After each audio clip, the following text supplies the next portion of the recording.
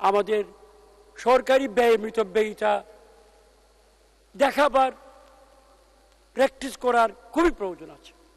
আমাদের আমলাতন্ত্র বিশাল আমলাতন্ত্র, সেই আমলাতন্ত্রের নানা পরতে নানা ধরনের ব্যয় আছে, অনেকগুলো প্রশ্নবিদ্ধ। আমিও ওখানে ছিলাম।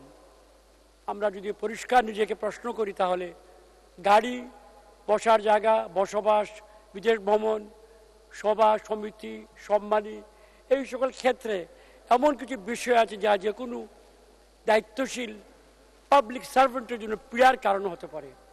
আমি তাদের প্রতি আহ্বান জানাবো, সরকারের প্রতি আহ্বান জানাবো মিতব্যয়িতার দিকটাকে দৃশ্যমানভাবে প্র্যাকটিস করার জন্য।